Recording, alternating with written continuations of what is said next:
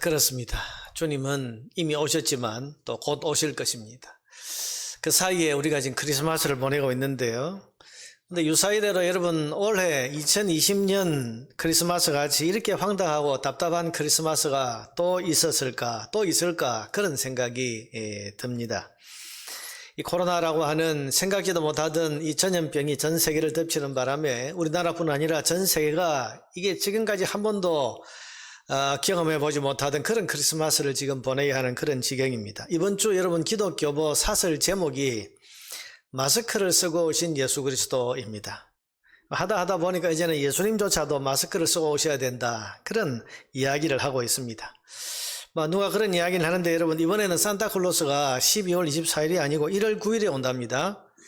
왜냐하면 외국에서 오기 때문에 자가격리 14일을 하고 와야 되기 때문에 1월 9일 날 와야 된다, 이런 이야기가 지금 떠돌고 있습니다. 참 기가 막힌 성탄절이죠.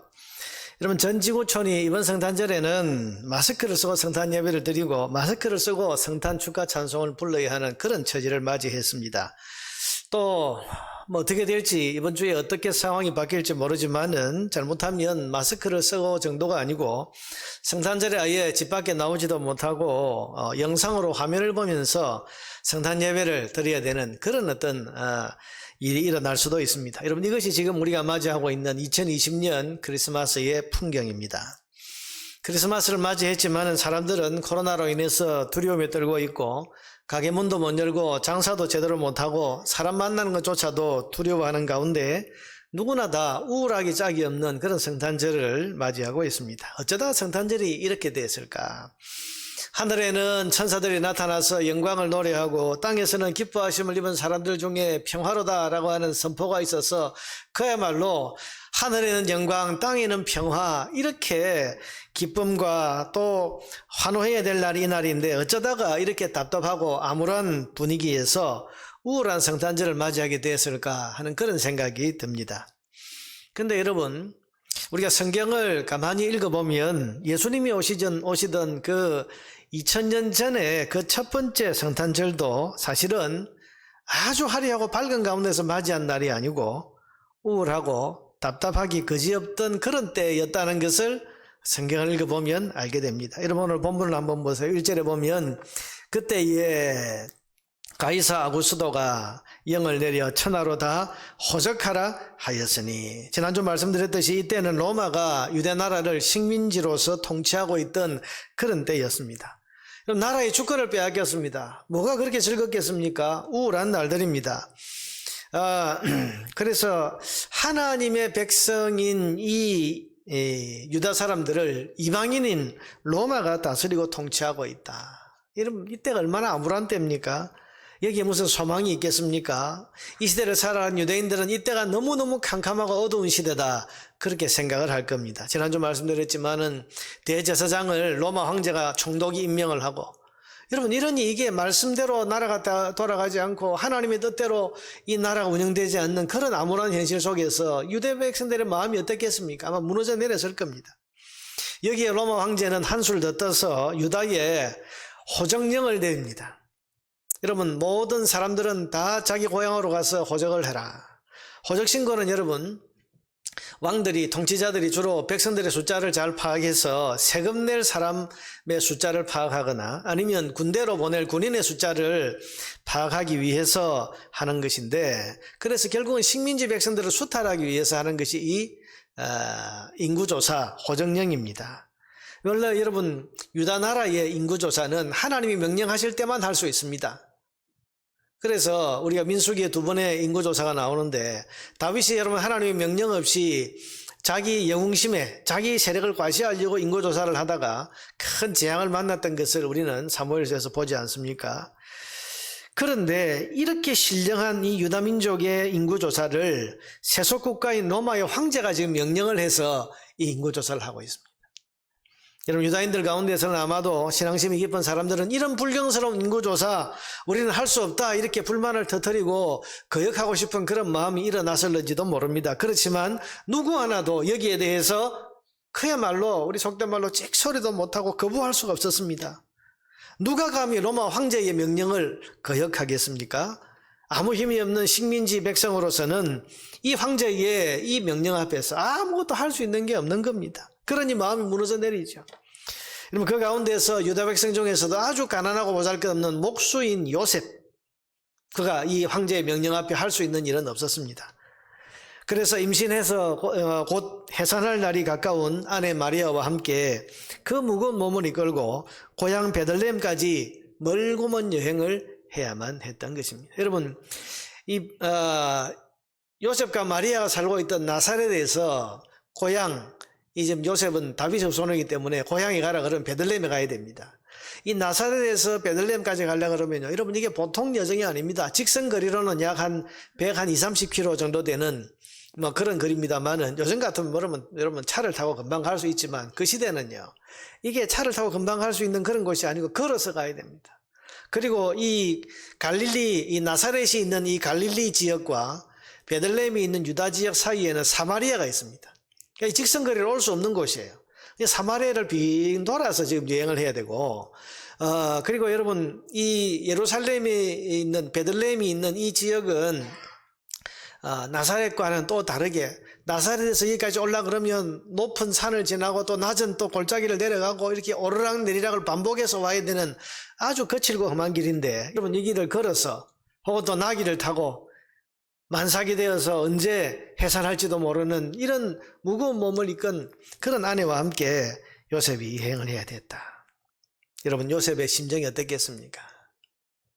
이게 황제의 명령이 아니라면, 자발적인 것이라면 여러분 절대 할 수 없는 여행이에요. 그런데 황제의 명령 때문에 어쩔 수 없이 가게 된 이 상황, 얼마나 무력감을 느끼고 얼마나 답답함과 분노가 치밀어 올랐겠습니까? 이때 들은 생각이 뭐겠습니까?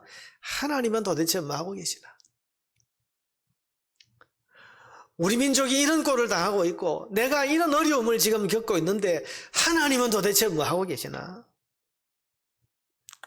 이렇게 답답하고 암울한 삶을 사는 우리를 돌아보시지 않고 하나님은 도대체 이 현실 가운데서 무엇하고 계시나? 여러분, 이런 생각이 들지 않겠습니까? 여러분, 하나님 뭐하고 계시죠? 자기 백성이 이런 고난과 이런 압제와 이런 고통을 겪고 있는데 하나님은 도대체 뭘 하고 계시는 겁니까? 우리는 답답하고 암울한 현실을 만날 때에 곧장 하나님을 떠올릴 때가 많습니다.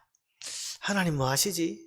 내가 이렇게 어려운데, 내가 이렇게 답답한데, 내 삶이 이렇게 지금 암울하고 힘든데, 아니 내가 섬기는 하나님은 도대체 어디 계시지? 뭐 하고 계시지? 이런 생각이 여러분 우리 마음에 퍼뜩 들지 않습니까? 2000년 전에 요셉도 그랬고 오늘 코로나 상황을 맞이하고 있는 저와 여러분들도 그렇습니다. 그런데 여기에 대한 대답이 바로 오늘 본문입니다. 이 답답하고 암울한 현실 속에서 하나님은 도대체 뭘 하고 계시나, 이 질문에 대해서 대답하시는 것이 바로 오늘 본문의 내용이고 본문에 나오는 사건인 것입니다. 오늘 그래서 구조 탄생에 나타난 하나님의 역사라는 제목으로 이 말씀을 잠시 생각해 보려고 합니다. 첫째로 여러분, 오늘 본문은 이런 암울하고 답답한 상황 속에서 하나님 도대체 뭘 하고 계시나라고 하는 질문에 대해서 하나님은 일하고 있다, 일하고 계시다 하고 그렇게 대답하고 계십니다. 여러분 4절 5절로 한번 보세요. 요셉도 다윗의 집 족속이므로, 다윗의 후손입니다. 그러니 갈릴리 나사렛 동네에서, 갈릴리라고 하는 것은 지역 이름, 우리로 치면 뭐 경상도, 뭐 전라도 같은 이런 지역 이름이고, 나사렛은 거기 동네, 조그마한 읍 정도 되겠죠. 그 동네 이름인데, 갈릴리 지역에 있는 나사렛 동네에서 유대도 여기서 말하는 유대는 지역 이름입니다. 그 지역에 있는 베들레헴이라고 하는 작은 마을, 그래서 유대를 향하여 베들레헴이라는 다윗의 동네로 그 약혼한 마리아와 함께 호적하러 올라가니 마리아가 이미 잉태하였더라. 자, 보세요. 만삭인 아내와 함께 요셉의 발걸음이 어디로 향하고 있다고 했습니까? 베들레헴이라고 하는 다윗의 동네로 들어가고 있다고 합니다. 여러분, 이게 왜 중요합니까? 여러분, 이것은 700여 년 이상 동안 기다리던 하나님의 예언이 이루어지는 그런 사건이기 때문에 여러분 이것이 중요한 것입니다.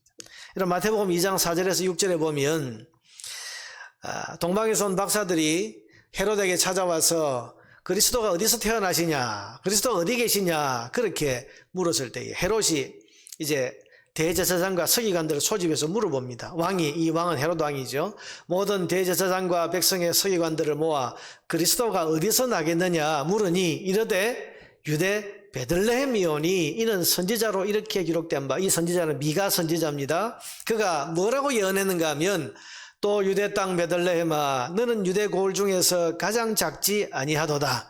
내게서 한 다스리는 자가 나와서 내 백성 이스라엘의 목자가 되리라 하였음이니이다.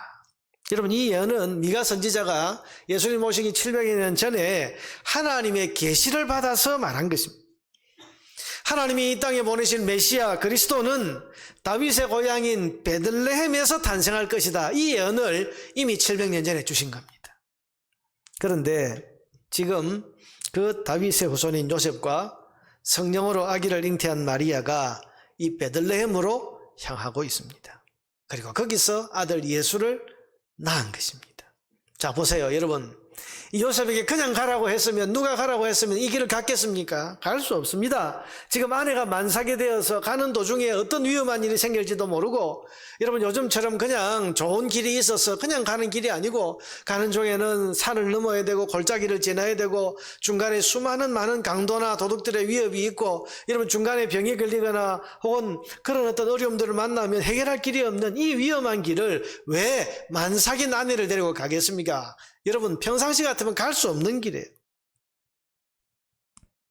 그런데 황제의 명령이 있었습니다.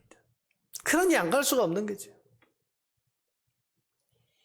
식민지에 여러분 나사렛 동네에 목수질을 하고 있는 이 요셉이 도대체 무슨 힘으로, 무슨 배짱으로 황제의 명령을 거역하는 그런 일을 하겠습니까? 그러니 갈 수밖에 없는 겁니다. 그 먼 길. 만삭이라서 언제 해산할지도 모르는 그런 아내를 데리고 굳이 베들레헴까지 갈 수 있었던 것은, 가야 했던 것은 황제의 명령 때문이었어요. 마음은 아마 속에 불이 탔을 겁니다. 이런 상황에서 내가 지금 이런 형편인데 어떻게 저 고향 베들레헴까지 가란 말이냐. 갈 수 없다고 생각했을 겁니다. 그러나 현실은 어쩔 수 없어요. 황제가 명령했으니까, 총독이 지금 다그치니까 안 갈 수 없는 거잖아요.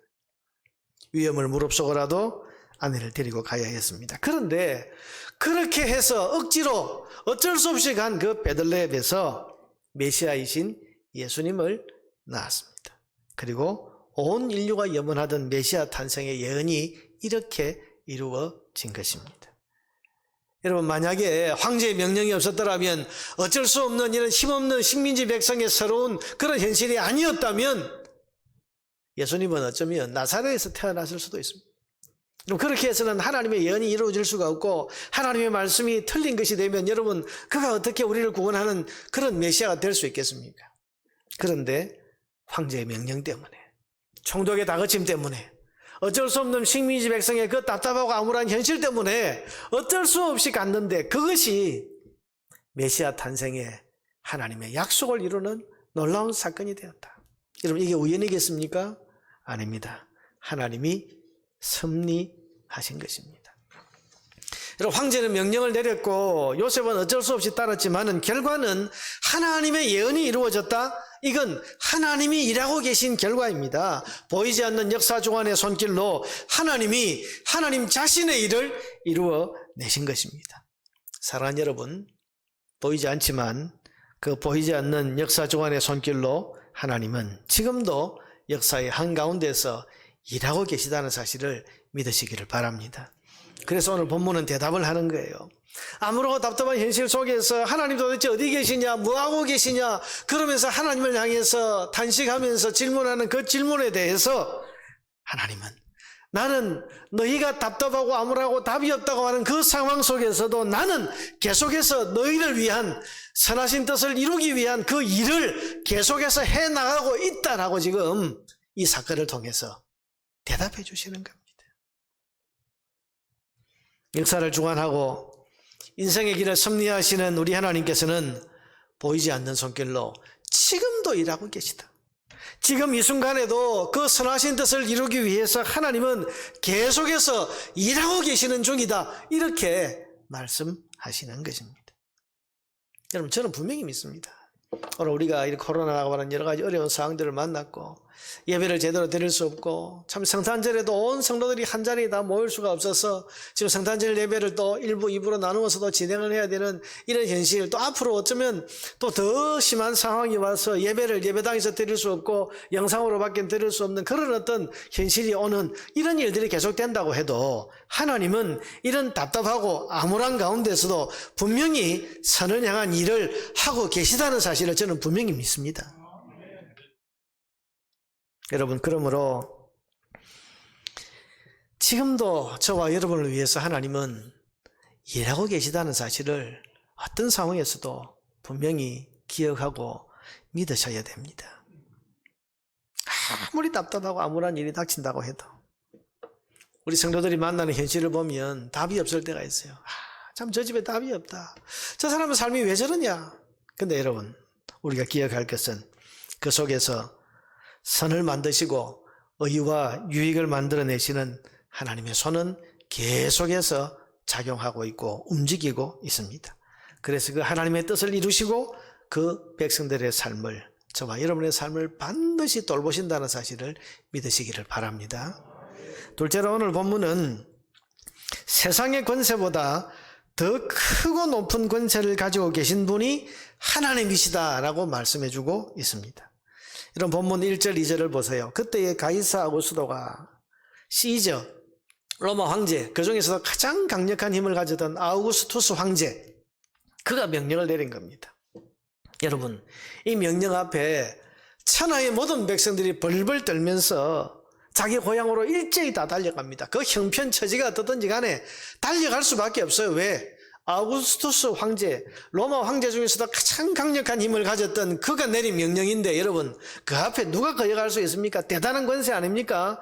전 세계 로마 제국 산하의 모든 사람들을 말 한마디로 움직일 수 있는 권세가 이 가이사 아우구스투스 황제의 그 명령이고 권세입니다.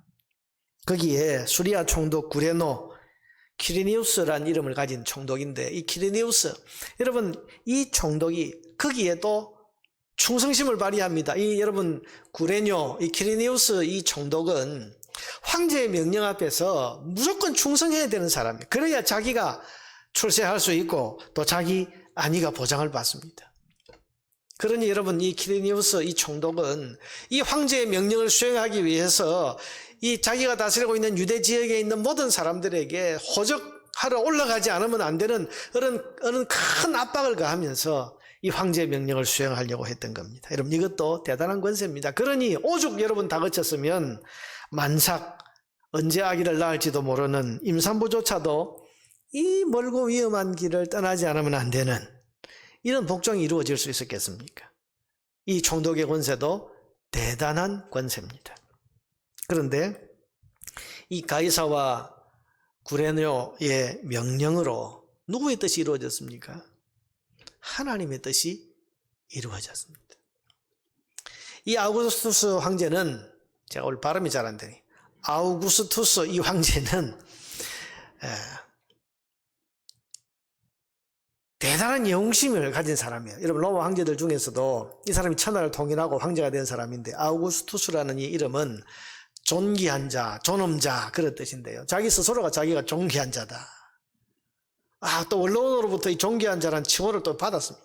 아우구스투스라는 이 황제. 자기는 원래 이름이 있는데 그 이름 대신에 이 이름으로 불리는, 이 영웅심이 대단한 사람이에요. 그러니 호적 명령을 내린 것도 로마 제국을 내가 이렇게 번창시켰고 이렇게 내가 번성하게 했다, 그걸 과시하려고 호적 명령을 내린 거예요.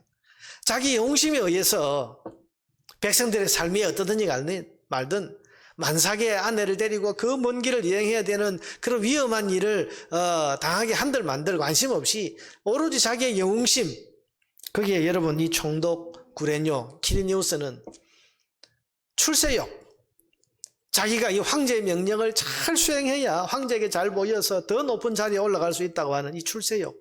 여러분, 이 세상의 권세는요, 자기의 영웅심 또 자기의 권세와 출세욕, 여러분 이런 것들 때문에 지금 백성들의 삶을 더 힘들게 몰아넣은, 압박한 거예요.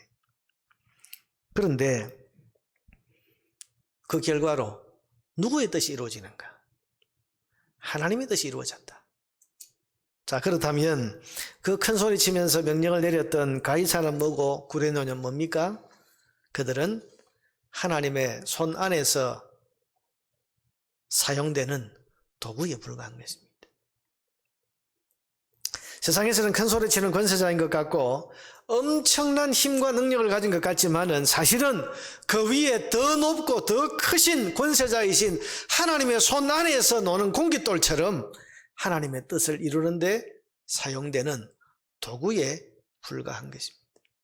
오늘 여러분 이 누가복음, 이 누가라고 하는 이 사람의 이 기록을 통해서 하나님께서는 지금 여기 이러면 하나님이 뭘 하셨다는 기록은 없습니다. 그런데 가이사가 자기 경심으로 명령을 내리고 구레뇨 총독이 자기의 어떤 출사욕 때문에 그 명령을 수행하고자 하는 충성심을 발휘했는데 결과는 하나님의 뜻이 이루어졌다.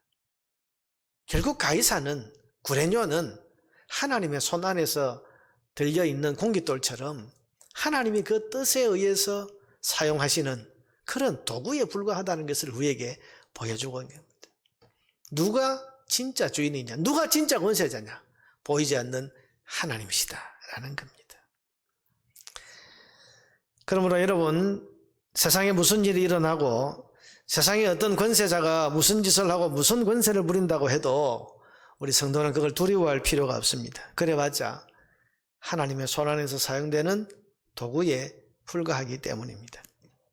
여러분, 올 한 해 정부와 또 권세를 가진 사람들이 코로나로 인해서 참 수고도 많이 하고 합당한 조치도 잘한 것이 참 많습니다만은, 그러나 워낙 다급하고 또 두렵다 보니까 어떤 조치나 어떤 행정명령 가운데는 교회를 압박하고 부당하게 대한 것들도 많이 있었습니다.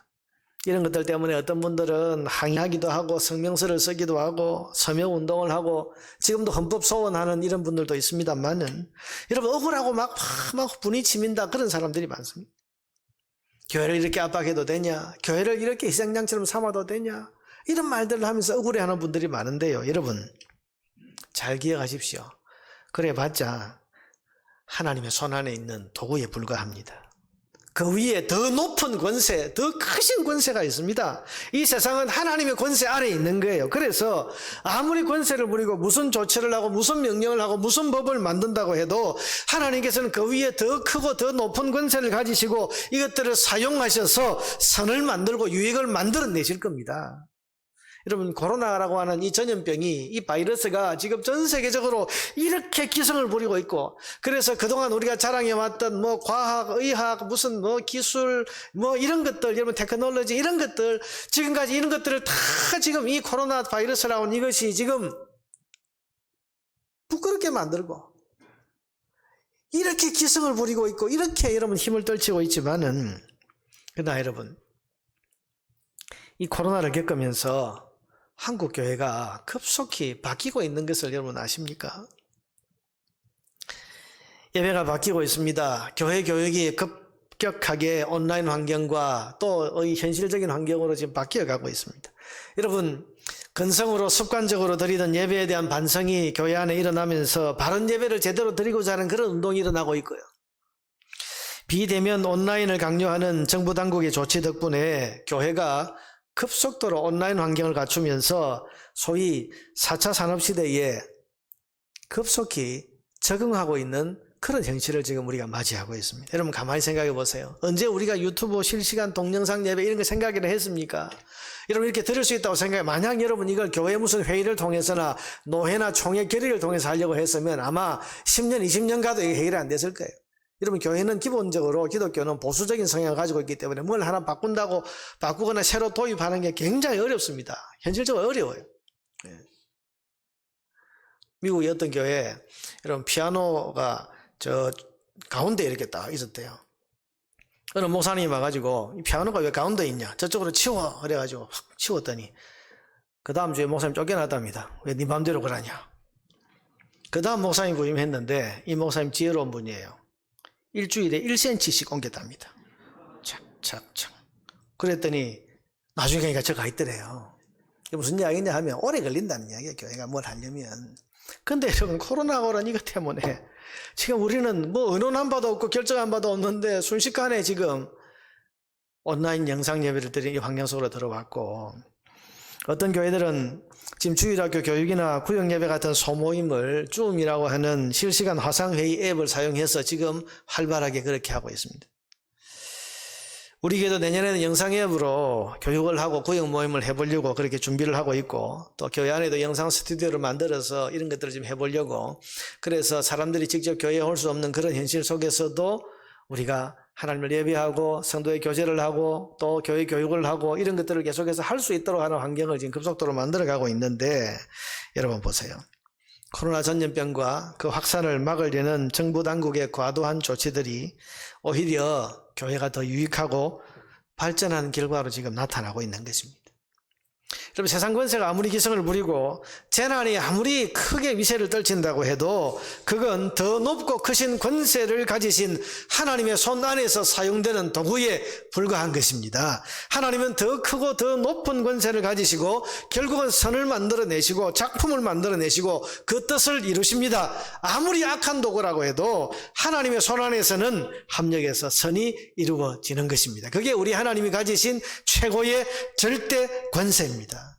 여러분, 지금 가이사 아우구스도 황제는 자기 군사력을 좀 더 확보해보고 식민지 백성에게 세금을 좀 더 많이 거두어 보려고 하는 이런 욕심 때문에 호적 신고를 하라 이런 명령을 내렸지만은 이것이 메시아 탄생의 예언을 이루고 결국 인간 구원이라고 하는 더 높고 크신 하나님의 뜻을 이루게 하는 것인 줄은 그가 꿈에도 몰랐을 것입니다.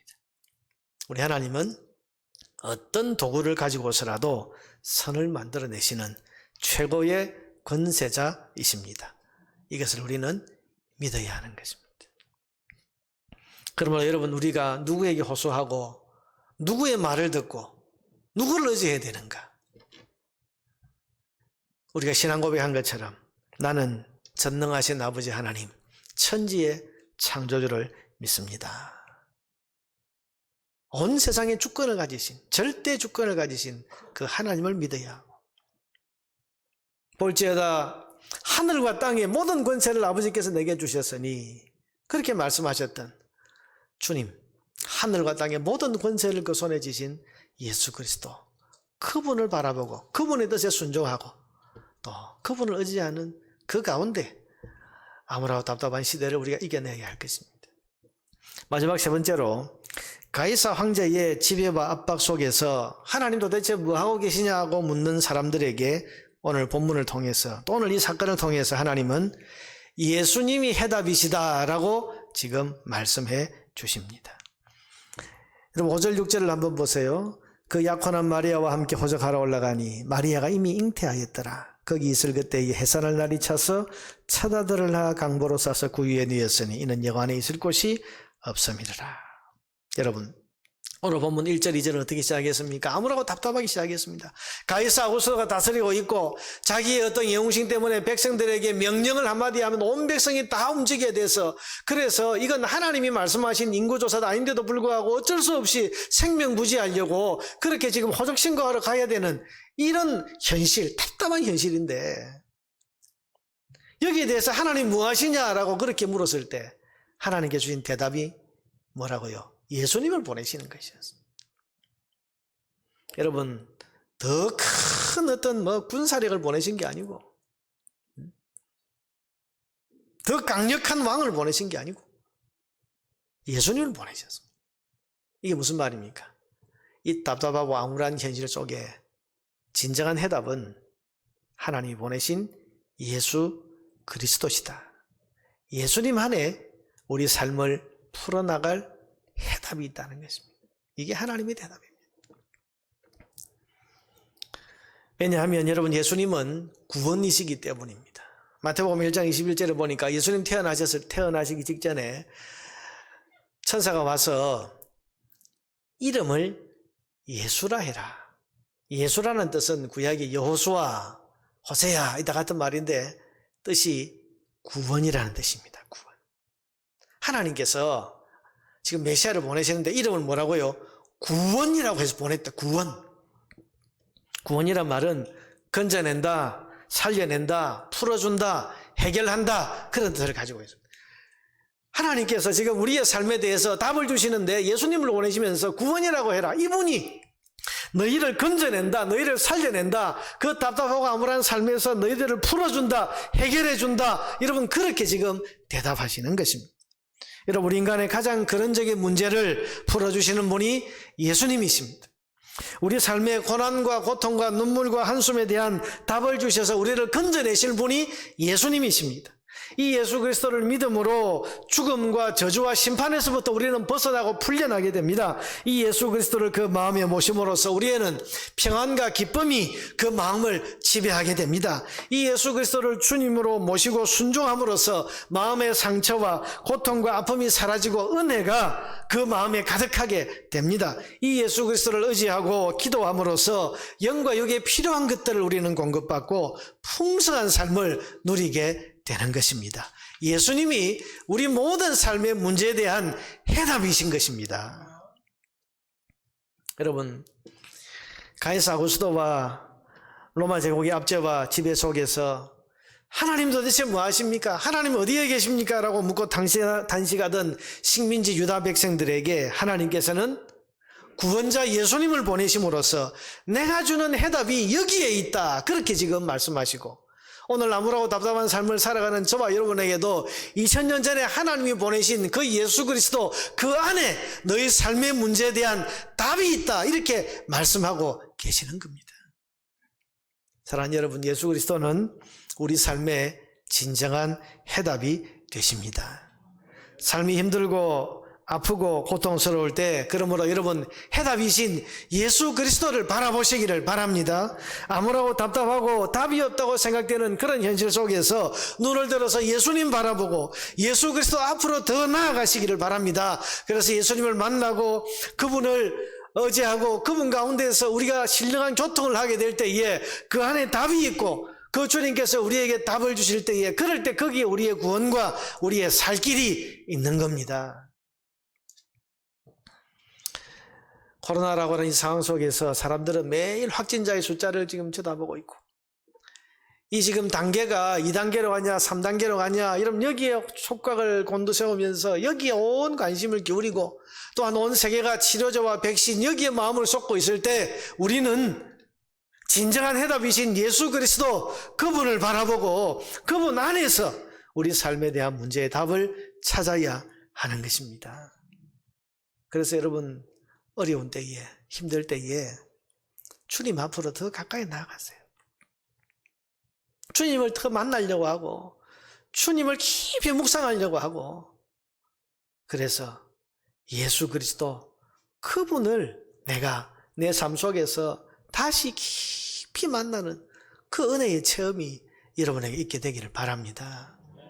이제 주님 오신 성탄절기를 우리가 맞이하고 있는데, 예수님이 오셨다는 것은요, 여러분 우리의 답답한 삶, 어찌할 수 없는 무력한 우리 현실, 여기에 대한 답으로 하나님이 우리에게 보내주신 분이 예수 그리스도이십니다.